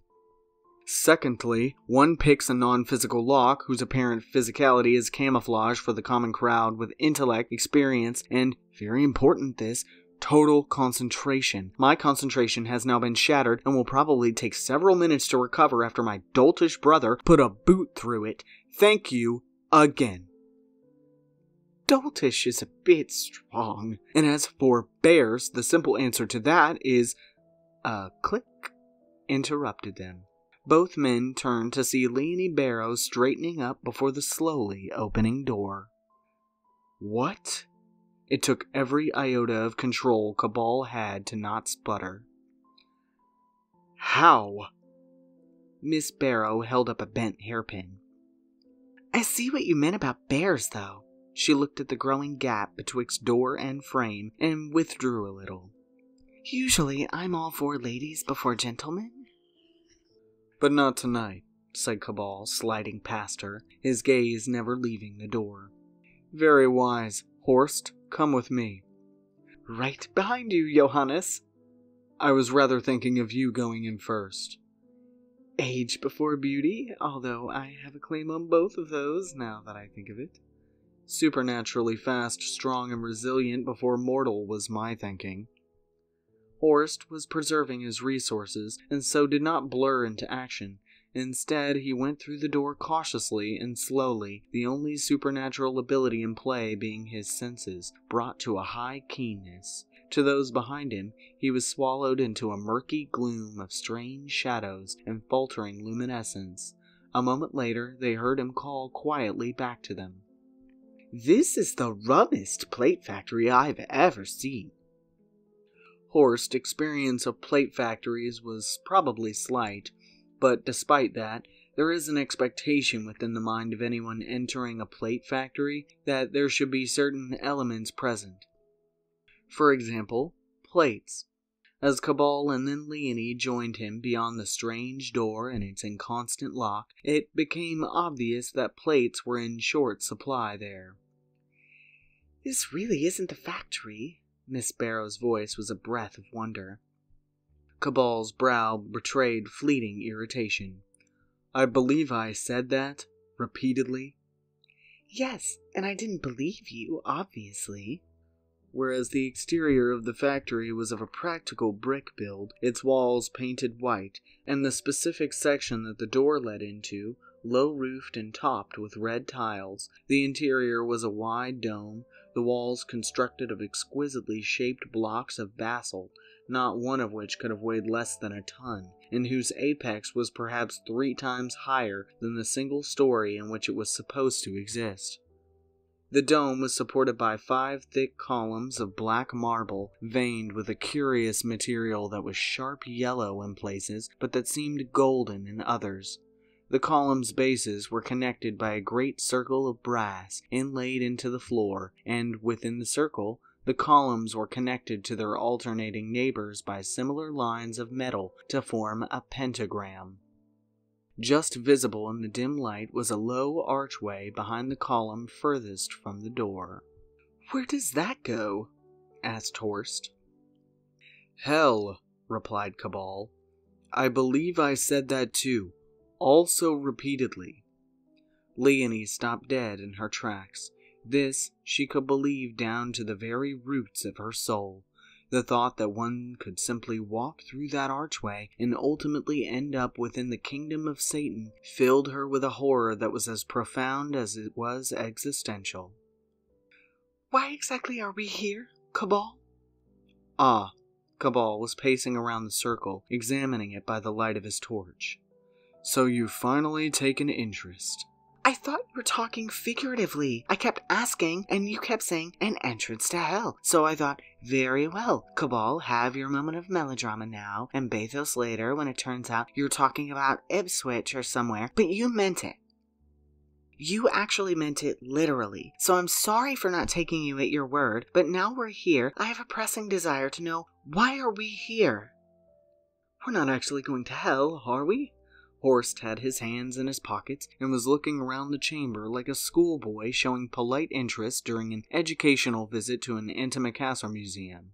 "For one thing, it's probably quite a long way. I'd have suggested bringing bicycles if I'd had known." "We are not, you may calm yourselves on that point." Cabal had found a small and clearly deliberate break in the circle. He took a piece of chalk from his pocket, knelt by the break, and filled the gap with a drawn line. He rose to continue his survey.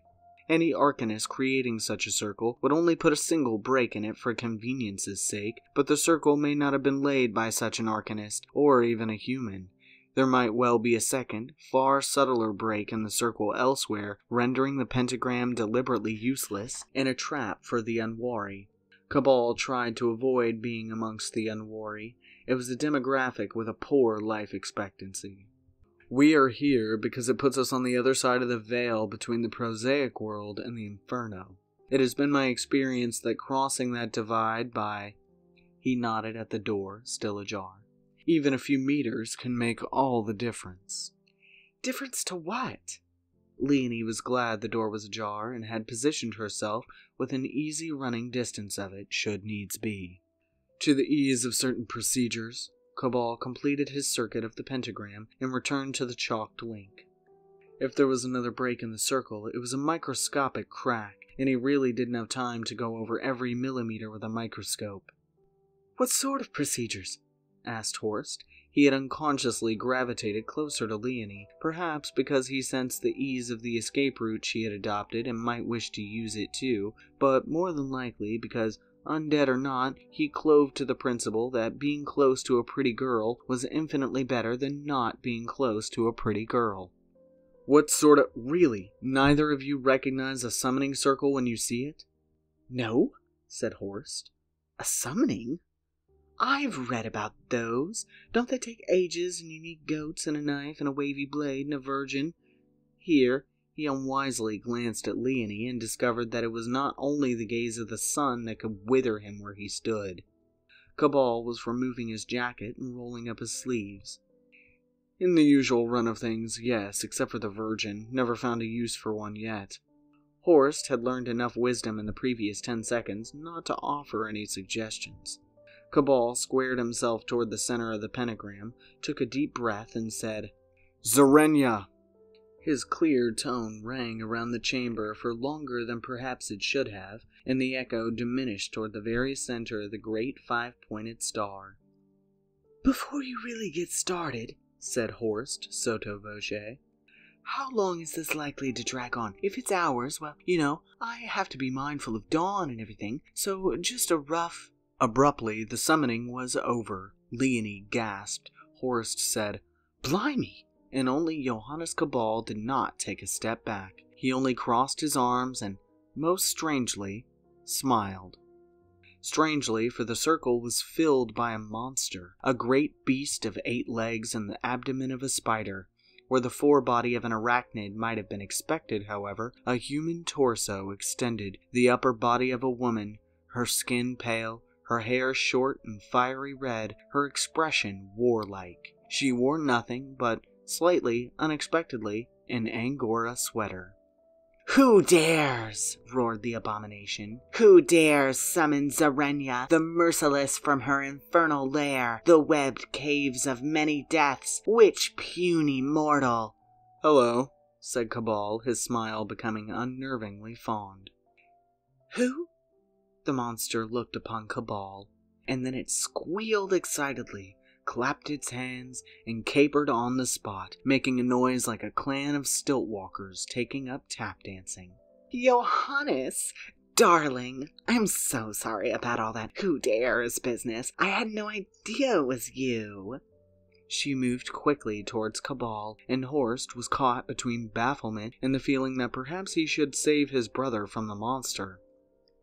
He need not have worried. The spider creature apparently became aware of something none of them could perceive, and slowed as she reached the edge of the pentagram. She eyed the air with disappointment. "A binding circle? Really, sweetheart? I thought we were past that stage." "Madame Zarenya." Cabal bowed to the creature, and, its smile returning, it curtsied gracefully back. "The summoning circle is a mere technicality. I must, however, ask a favor of you before breaking it." The monster steepled its fingers before it like an indulgent teacher. "Fire away, you charmer. You always did know how to get around me." Leonie looked at Horst. Horst looked at Leonie. Those looks communicated that they had no words. They looked back at Cabal and the spider monster. "You have guaranteed my safety already, yes?" "Of course, and in perpetuity as far as I'm concerned, unless you betray me or something frightful, in which case I shall kill you. But that's not going to happen, is it? We're best pals. No, you're safe with me, darling. Cross my heart." And here she crossed a pointed midway up her sternum with a couple of transversal flicks of her fingers. She smiled, and the smile wavered as a thought occurred. "Well, I would cross my heart, but it's back there somewhere." She indicated the great abdomen. "And I think it's more of a mass of peristaltic pipes than what you'd call a heart. But the principle's the same." Her smile returned. "Cross my dispersed cardiovascular system and hope to die. Doesn't have quite the same ring to it, does it?" "That's perfectly acceptable, madam," said Cabal. "But on this occasion I am not alone." He turned and pointed out Horst and Leonie. Somehow both managed smiles, although any list of adjectives used to describe those smiles must needs include wan, weak, and insincere. "Oh, you brought friends." The monster leaned her upper body to see them better. "Well, any friends of Johannes are friends of mine, I would say." Her gaze settled upon Leonie. "I say," she asked of Cabal, "are you and she lovers?" "No," said Leonie sharply, outrage outweighing caution. "We are not." "Oh, feisty. I like her," said the monster, talking to Cabal as if discussing a pony. "How about him, then?" She nodded at Horst. "Are you and he lovers?" Even Cabal was taken aback by this. "Hardly, madam. That's my brother." The creature looked at Cabal for some seconds as if expecting further clarification. "And?" she said when it was not forthcoming. "I draw the line at incest, quite putting the vexed subject of homosexuality to one side." This revelation was agreed upon by a peal of happy, honest laughter. "This is why I adore you, Johannes. You're so funny." She looked at Horst more closely before leaning down towards Cabal to say in a low voice, "By the way, your brother's a debtor. You know that, don't you?" In doing so, her Angora sweater hung loosely before her, and the V-shaped neck loomed open. Horst found himself momentarily transfixed by the sight, although for reasons he could not quite remember. The monster glanced upwards and caught his eye. Her smile became coquettish and somewhat predatory. "Although not nearly as dead as he thinks he is," she said with a hint of a sing-song behind the words. "Madame Zarenya," said Cabal, both unaware of and injurious to the slight mental fugue in which Horst had found himself. Horst blinked. What had he been thinking about just then? But Cabal was still speaking. Horst focused enough to listen. Madame Zarenya, this is my brother Horst, who, as you so perspicaciously noted, is a deader. A dead man, that is, specifically a vampire. Such an interesting family you have, Johannes. Hello, Horst. I hope we can be friends. Madam, said Horst, and bowed awkwardly. And this is Miss Leonie Barrow, criminologist, and for this endeavor at any rate, colleague. Hello, darling. Zarenya spent far too long looking at Leonie. It felt to Leonie that she was being undressed and redressed in a variety of inappropriate outfits in this creature's imagination. And how did you happen to meet Johannes? He tried to steal my soul, said Leonie with more force than she had intended. Really? Zarenya glanced at Cabal and then back at Leonie. And they say romance is dead. I am afraid I shall require some guarantees of safety that you so graciously extended to me to also apply to Horst and Miss Barrow, said Cabal, blissfully unaware of the undercurrents traveling around the other occupants of the chamber. Of course, with the proviso that I may naturally defend myself and that any betrayal will be met with lovely amounts of retaliation. I hereby promise that I shall not kill, injure, maim, or otherwise cause physical or psychic or magical hurt to Horst Cabal and Leonie Barrow. Then the monster raised its right hand, index and middle finger raised together, thumb across the ring and middle fingers. She smiled brightly. I hear so swear. Dib, dib, dib. Cabal moved to scrub out the chalk line with his foot. Dib, dib, dib? Echoed Leonie. Are you serious, Cabal? What sort of guarantee? Cabal looked back at her, and his expression was severe. Madame Zarenya's dibs are more than good enough for me, he said, and broke the circle. Free! Screamed the monster, drawing itself up to its not inconsiderable full height and raising its arms. Cabal staggered back, stunned. Zarenya smiled down at him. Made you jump. So, she relaxed down again and rambled out of the circle, clapping her hands together once in satisfaction. What's the plan, Johannes? Will there be murder? I do hope so. I love murder. The chamber was as good a place as anywhere to discuss plans. Further, Cabal had a misgiving that Zarenya, who occupied a space some 5 yards across from the tip of one arachnoid foot to the tip of its diametric cousin, might perhaps have a few problems getting out of the very humanly sized door. He vaguely hoped that she might have some sort of trick for managing the door, but that inquiring might force attention upon such a dull matter when he was very much enthused by talking about what he had planned for them all. It took the best part of a half an hour to explain the basic principles of what they would be looking for. The overarching goal of an underlying principle of life that was called, for the sake of brevity, the Fountain of Youth, was explained to Zarenya in perhaps 30 seconds. This was largely because she was stupendously uninterested. Yes, Fountain of Youth, very important, understood, yes. She generally only perked up when the subject turned to possible threats and how they might be dealt with. It was plain she already had her strategies worked out for that. I have arranged transportation to the 2 nearest sites. Once those are investigated, we will each move on to the next site on our list. We shall then rendezvous at a midpoint convenient for us all and compare notes. We shall? Leonie cocked her head inquisitively. Why doesn't one group go on to the 5th site? Cabal looked uncharacteristically sheepish, albeit in an officious manner, like a bureaucrat caught out on the exact wording of subparagraph 27. Leonie read the meaning in that expression with great alacrity. Oh my God, she breathed. Language, darling, said Zarenya, legs folded under her in a nightmare of knees. You don't know. You don't know where the 5th site is. How can we do this if you don't know where all the threads of this great quest of yours dangle?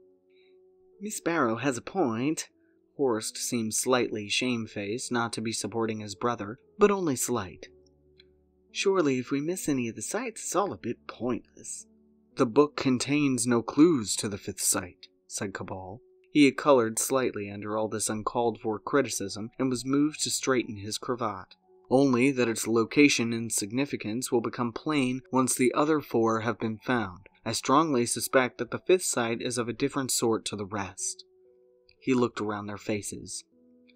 I believe it to be where the fountain itself exists. Oh, Horst nodded. That's all right then. Is it? Leonie wasn't having any of Cabal's vague hand-waving explanations. Is that all right? Yes? Horst nodded again, albeit a fraction less certainly. I expect so. Probably. It is not in the nature of occult tomes to be blazingly transparent, Miss Barrow, said Cabal. We are seeking out the secrets of life itself, not assembling a bookcase. Those secrets are hidden, and hidden for good reason. Can you imagine the state of the world if the Fountain of Youth was signposted so that any Tom, Dick, or Harry could waltz in and help themselves? Happier? Suggested Zarenya with practiced ingenuity.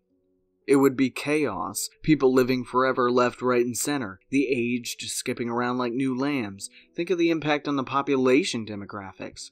Life insurance salesmen would be out of a job, offered Horst. But Cabal was not finished on his theme of keeping the wonders of the esoteric world away from the common herd who might do something ghastly and embarrassing, like use them.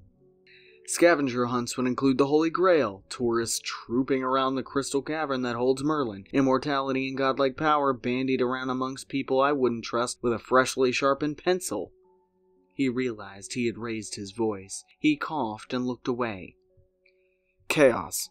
It would be chaos. And we don't like chaos, said Zarenya firmly. It's full of fish. Isn't it, Johannes? This statement hung in the air for a long moment, partially due to the bafflement of Leonie and Horst, and also by the realization that Cabal knew exactly what Zarenya meant by it, yet had no intention of elucidating. Quite, was all he said on the subject. The book is in the nature of a key to an outer vault, represented by the 4 locations it describes. Those locations then constitute the key to the final, inner vault. There will be the Fountain of Youth. Delightful, Zarenya yawned delicately. Now let us address more important matters. What magnitude of frightfully evil, delightfully expendable enemies shall cross our paths? If we're careful, said Leonie, giving Zarenya a guarded look. None at all. We can bypass most threats. Oh, Zarenya seemed to have a brief attack of the vapors. But that will never do. Murders, Johannes. You said there would be murders. I don't know why you're so keen on that, said Leonie. Where there are murders, there are murderers. I thought we were trying to avoid trouble. Not murderers, silly. Zarenya fixed Leonie with a fond smile. Murderer! She held her hands out as if accepting applause. Me! Leonie regarded Zarenya stonily. Cabal? Do not trouble yourself, Miss Barrow, he replied. You and Zarenya shall not be traveling together. I shall be her companion. Companion, he calls it, said the Spider-Woman, and smirked. It was an expression that actually looked quite good on her. Then, with a clatter of 8 armored legs unfolding and an arachnid bloom beneath her, she rose. So I'm with you, and little Miss Titian with the morals here goes with your brother. Is that the plan, Johannes? It is. Perhaps, Zarenya looked speculatively at Leonie. Perhaps I would prefer to travel with her, and you can go with your brother, the debtor. That is not the plan that I have formulated. Cabal looked from Zarenya to Leonie and back. Leonie caught his expression and noted some concern there. That, she felt, was reasonable. But she's so prissy, said Zarenya, and pouted. So holier than thou. As you're a devil, everybody is holier than you, Madame Zarenya. Oh, you know what I mean. She flexed her legs, lowering her forebody so she could look Leonie in the face. Butter wouldn't melt. Leonie made a point of looking Zarenya in the eye as she spoke, but inwardly she quaked. Yes, a promise to cause her no harm had been made, but weren't devils notorious for finding loopholes? If you don't like that, why do you want to travel with me? I didn't say I didn't like you. You just need re-educating a little. and Zarenia smiled a smile that promised pleasurable damnations by the wagon load. They matched stares for several long seconds, but it was Zarenia who broke eye contact first, though her smile did not waver a jot. "Oh, you would, you know," she said as she turned away. "You so very would. But not just now. I can wait. Johannes, my sweet, I believe you are to be my traveling companion." Cabal looked slightly confused by events, but replied promptly enough. "That is what I said." "Well, let us trot along then. I adore adventures. Let us have one."